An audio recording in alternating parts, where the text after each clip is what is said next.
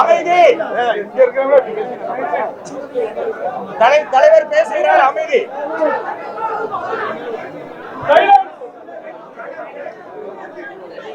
நடைபெற்ற சட்டமன்ற பொதுத் தேர்தலில் ஏற்கனவே விடுதலை சிறுத்தைகள் கணித்தபடி கொங்கு சட்டசபை உருவாகும் நிலை ஏற்பட்டுள்ளது. இந்த நிலையில் தமிழக வெற்றி கழகம் 108 இடங்களில் வெற்றி பெற்று ஆட்சி அமைக்க இயலாத நிலை ஏற்பட்டுள்ளது.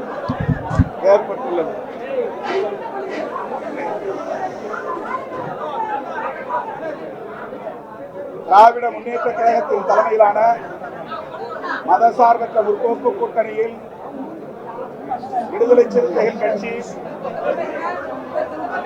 இடம்பெற்று 8 தொகுதிகளில் போட்டியிட்டது.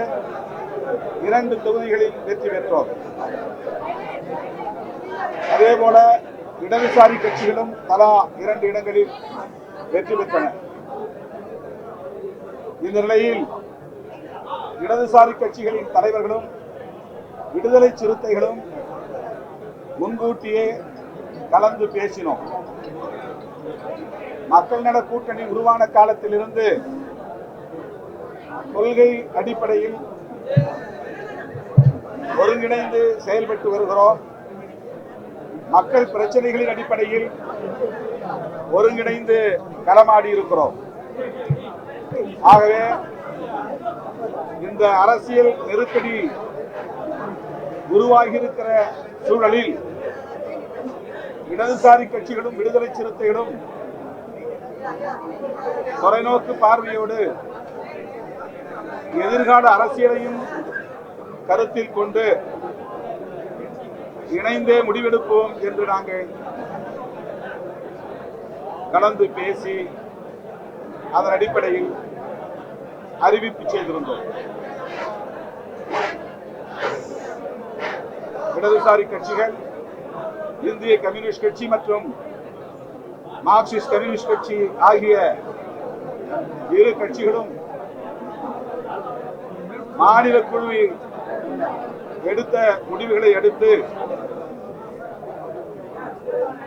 அந்த முடிவை ஒட்டி விடுதலை சிறுத்தைகளின் உயர்நிலை குழுவில் கலந்தாய்வு செய்து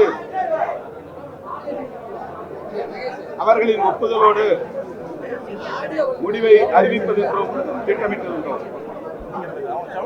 அதன்படி நேற்று 8ஆம் தேதி மார்க்சிஸ்ட் கம்யூனிஸ்ட் கட்சியும் இந்திய கம்யூனிஸ்ட் கட்சியும் தாவேகாவுக்கு ஆட்சி அமைப்பதற்கு ஆதரவு அளிப்பது என்ற முடிவை எடுத்தார்கள். அந்த முடிவை முன்வைத்து விடுதலை சிறுத்தைகள் கட்சியின் உயர்நிலை குழு கூட்டம் நேற்று மாலை 6 மணிக்கு ஜூம் இணைப்பு வழியாக நடைபெற்றது. 30க்கும் மேற்பட்ட தோழர்கள் அங்கம் வகிக்கும் உயர்நிலை குழுவில் மார்க்சிஸ்ட் கம்யூனிஸ்ட் கட்சியும் இந்திய கம்யூனிஸ்ட் கட்சியும் எடுத்துள்ள முடிவை முன்வைத்து தங்கள் கருத்துக்களை பகிர்ந்து கொண்டார்கள். அந்த கருத்துக்களின் அடிப்படையில் நிறைவாக கட்சியின் தலைவர்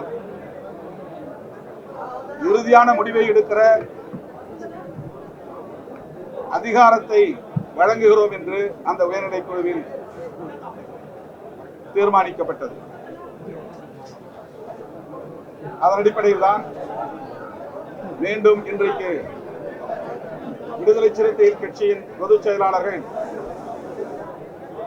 சட்டமன்ற உறுப்பினர் தோழர் சிந்தனை செல்வன், நாடாளுமன்ற உறுப்பினர் தோழர் ரவிக்குமார் ஆகியோரோடு நான் கலந்தாய்வு செய்து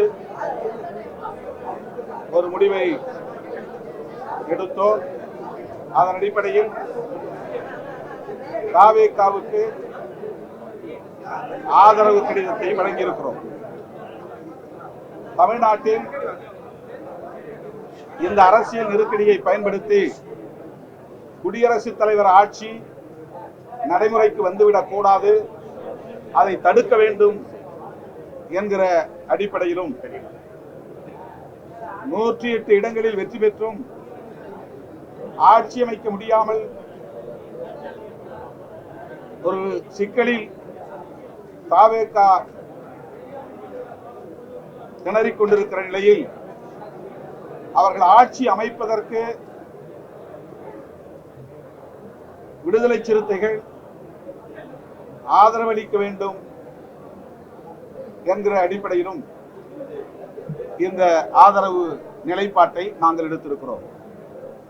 அதாவது 2 காரணங்கள். தவேக தலைவர் விஜய் ஆட்சி அமைப்பதற்கு விடுதலை சிறுத்தைகளின் நிலைப்பாடு தடையாக இருந்துவிடக் கூடாது என்பதும், குடியரசுத் தலைவர் ஆட்சி முறை நடைமுறைக்கு வந்துவிடக் கூடாது என்பதும் நாங்கள் விவாதத்தின் முடிவில் எடுக்கப்பட்ட நிலைப்பாடாகும்.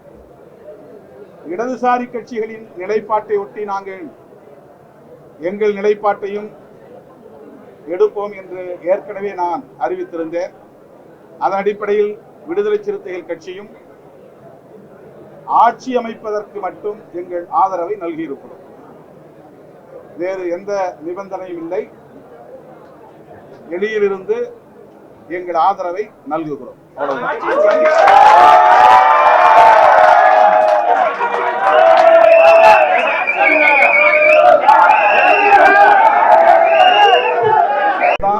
கவனம் செலுத்தியிருக்கிறோம்.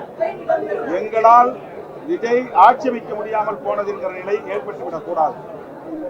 எங்களால் தமிழ்நாட்டில் குடியரசுத் தலைவர் ஆட்சி அமலுக்கு வந்துவிடக் கூடாது. இதன் அடிப்படையில் வெளியில் நின்று எங்கள் ஆதரவை நல்குவது ஆட்சி அமைப்பதற்கு உறுதுணையாக இருப்பது என்கிற அளவில் இந்த முடிவை நாங்கள் எடுக்கிறோம்.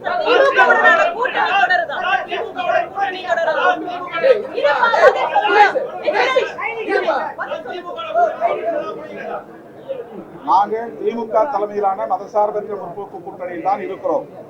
ஆனால் அரசியல் நெருக்கடியான இந்த சூழலில் ஒரு முடிவை எடுப்பதற்கு ஒரு அரசியல் கட்சி என்கிற முறையில் எங்களுக்கான சுதந்திரத்தை பயன்படுத்தி இந்த நிலைப்பாட்டை நாங்கள் எடுத்திருக்கிறோம். இது எந்த வகையிலும் எங்கள் உறவை பாதிக்கும் என்று நாங்கள் நம்பவில்லை. இந்த நிலைப்பாடு திரு விஜய் அவர்கள் ஆட்சி அமைப்பதற்கு உறுதுணையாக இருப்பது, குடியரசுத் தலைவர் ஆட்சி முறை வராமல் தடுப்பது, அவ்வளவுதான். ஆளுநரை சந்திக்கிறதுக்கு விஜய் சென்றிருந்தாரு. திடீரென அவருக்கு வந்து அனுமதி மறுக்கப்பட்டிருக்கு. நேரம் கொடுக்கல. திரும்ப பாதி வழியில திரும்ப வந்திருக்காரு. பெரும்பான்மை இருக்கக்கூடிய இந்த சூழ்நிலையை ஆளுநர் சந்திக்க மறுக்கிறாரு. இதுக்கு என்ன காரணமா இருக்கு? ஆளுநர் திரு விஜய் அவர்களை சந்திக்க மறுத்திருப்பது அதிர்ச்சி அளிக்கிறது. ஏற்கனவே நாங்கள் விடுதலை சிறுத்தைகள் கட்சியின் சார்பில் கூறியிருந்தோம். மக்கள் அவருக்கு கூடுதலான இடங்களை தந்து தனிப்பெரும் கட்சி என்ற அங்கீகாரத்தை தந்திருக்கிறார்கள். அவர்களுக்கு ஆட்சி அமைப்பதற்கு அனுமதி அளிக்க வேண்டும் என்ற கருத்தை ஏற்கனவே சொல்லியிருந்தோம். போதிய எண்ணிக்கை இல்லை என்று சொன்னார்கள். அந்த போதிய எண்ணிக்கைக்காகத்தான் இடதுசாரிகளோடு விடுதலை சிறுத்தைகளும் ஆதரவை நல்கியிருக்கிறோம். மாண்புமிகு ஆளுநர் அவர்கள் ஜனநாயகத்தை காப்பாற்ற வேண்டும், குதிரை பேரம் நடப்பதற்கு இடம் கொடுக்க கூடாது, அதற்கான சூழலை உருவாக்கக்கூடாது, அரசமைப்பு சட்டத்தை பாதுகாக்க வேண்டும், ஜனநாயகத்தை பாதுகாக்க வேண்டும். எனவே ஆட்சி அமைப்பதற்குரிய எண்ணிக்கைகள் அப்சல்யூட் மெஜாரிட்டி என்று சொல்லக்கூடிய 118 இடங்கள் இன்றைக்கு தவேகாவுக்கு உள்ளது. இந்த நிலையில் அவரை ஆட்சி அமைக்க அனுமதிப்பதுதான் ஜனநாயகமாகும். ஆளுநர் ஜனநாயகத்தை படுகொலை செய்யக்கூடாது என்று வேண்டுகோள். இதே போல தாமதித்தால் காங்கிரஸ் கட்சி ஆளுநருக்கு எதிராக போராடினாங்க. இப்ப கூட்டணியும் பெருகி இருக்கு.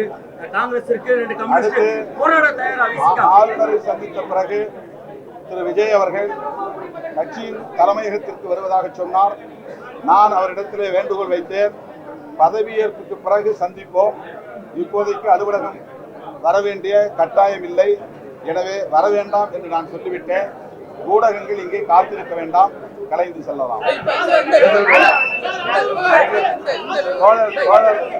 தோழர் வீரபாண்டியன், தோழர் சண்முகம் 2 பேரும் இங்கு வருவதாக இருந்தது. தோழர் சண்முகம் ஆளுநர் மாளிகைக்கு சென்றிருக்கிறார். வழிநெடுக போக்குவரத்து நெரிசல், அவர் வந்து சேர காலதாமதமாகலாம்.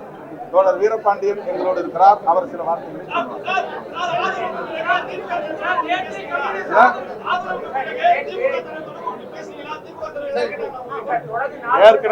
ஏற்கனவே நாங்களே முடிவெடுத்திருந்தோம். இடதுசாரிகளும் விடுதலை சிறுத்தைகளும் எந்த முடிவை எடுத்தாலும் அந்த முடிவை திமுக தலைமைக்கு அறிவித்து அதன் பிறகு நாம் இதை வெளிப்படுத்துவோம் என்று கூறியிருந்தோம்.